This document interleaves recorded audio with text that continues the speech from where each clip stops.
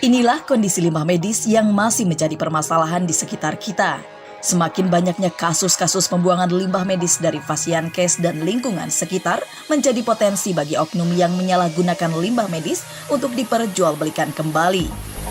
Pengelolaan yang belum maksimal karena terbatasnya unit pengolahan sesuai peraturan tampak kontradiktif dengan semakin meningkatnya timbulan limbah medis. Limbah medis yang bersumber dari rumah sakit, puskesmas, klinik, laboratorium, dan Fasiankes lainnya dapat juga dibedakan sesuai karakteristiknya. Seperti limbah infeksius, benda tajam, patologis, bahan kimia kadaluarsa, tumpahan atau sisa kemasan, farmasi, sitotoksis, dan lain sebagainya.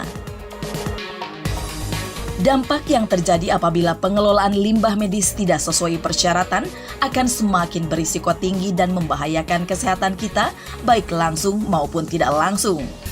Disinilah pentingnya kita mengetahui 5 tahap pengelolaan limbah medis yang harus diikuti sesuai peraturan, yaitu tahap pengurangan, pemilahan dan pewadahan, penyimpanan sementara, pengangkutan, dan pengolahan. Mari kita simak penjelasannya lebih lanjut.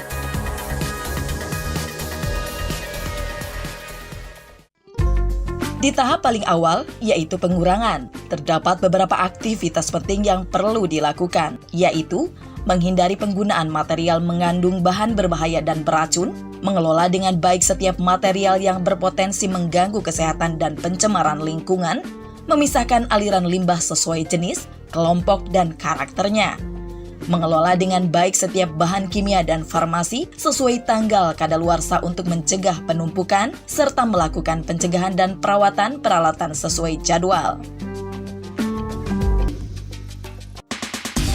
Tahap kedua, yaitu pemilahan dan pewadahan. Maksudnya adalah memisahkan jenis limbah medis di wadah berupa kantong plastik sesuai warna. Kemudian, pilah wadah sesuai jenis limbah, lalu ikat kantong plastik dengan benar. Kantong plastik kuning adalah yang perlu diperhatikan, karena merupakan warna khusus untuk limbah infeksius. Namun juga terdapat warna lain untuk jenis limbah lainnya, seperti warna ungu untuk limbah sitotoksis dan warna hitam untuk limbah domestik. Selain itu, dilakukan juga pemilahan pelabot untuk didaur ulang di bank sampah.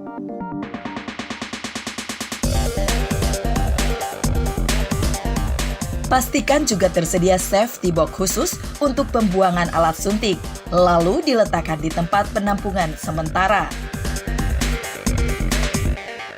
Jadi, pastikan tersedia wadah sesuai jenis limbah di setiap ruangan.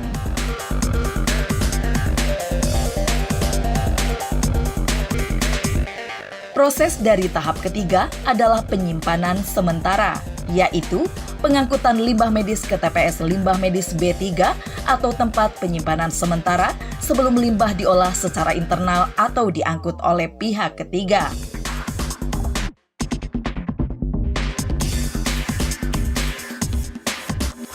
Pengangkutan limbah medis dari ruangan ke TPS limbah B3 harus menggunakan alat angkut khusus yang tertutup serta melalui jalur khusus.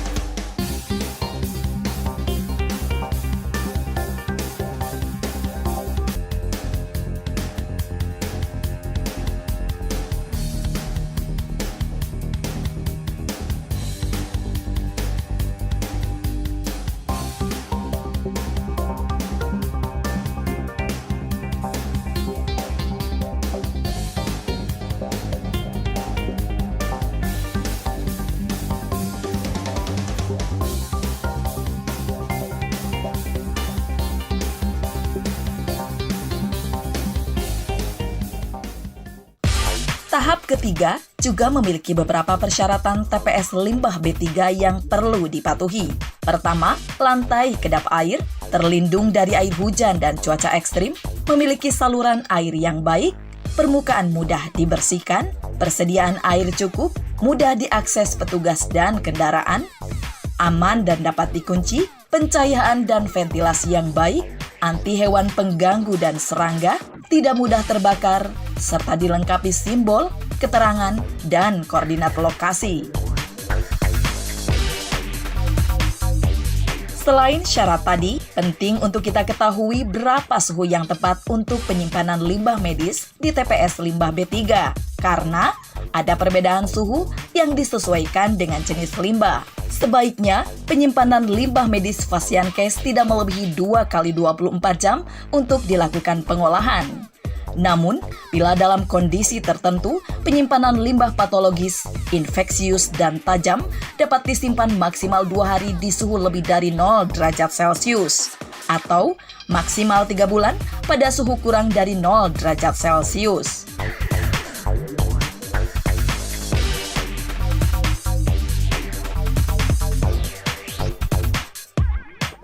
Sedangkan untuk limbah kimia, farmasi, sitotoksis, tabung bertekanan, dan logam berat, lama penyimpanan di TPS limbah B3 adalah 3 bulan untuk limbah lebih dari 50 kg per hari, atau maksimal 6 bulan untuk limbah medis berbobot kurang dari 50 kg per hari.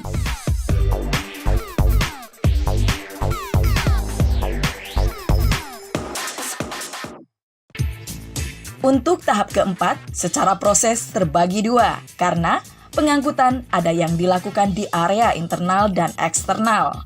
Untuk pengangkutan internal dari ruangan menuju TPS limbah B3, dapat menggunakan alat angkut khusus yang tertutup, kuat, dan aman. Khusus untuk limbah medis COVID-19, harus dilakukan disinfeksi terlebih dahulu sebelum limbah diangkut.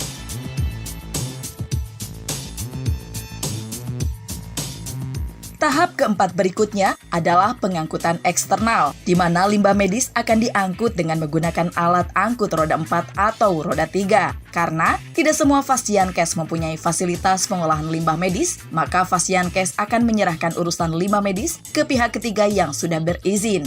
Penggunaan alat angkut roda 4 harus memiliki izin dari Kementerian Perhubungan, sedangkan untuk roda 3 cukup dari kabupaten atau kota.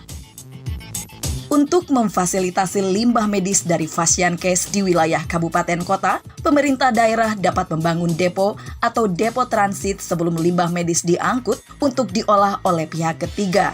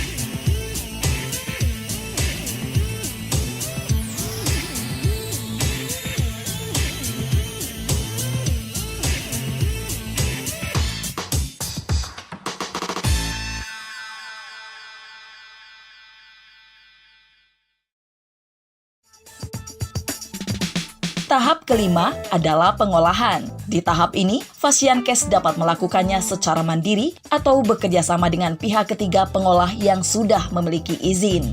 Berbagai teknologi yang digunakan dalam pengolahan limbah medis, yaitu insinerator, autoklaf, microwave, yang penggunaannya harus sudah memiliki izin dari Kementerian Lingkungan Hidup dan Kehutanan. Beberapa limbah medis juga dapat didaur ulang dengan cara disinfeksi kimia seperti botol infus, botol HD, dan sejenisnya yang terbuat dari plastik.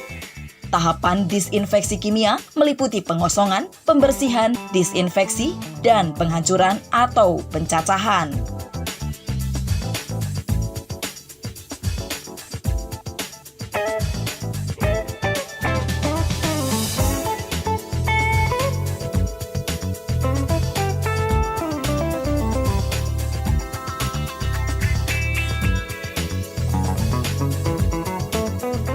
Selain mentaati 5 tahap pengelolaan limbah medis, tim medis yang bertugas juga harus rutin melakukan pencatatan laporan melalui logbook, manifest, atau melalui sistem online.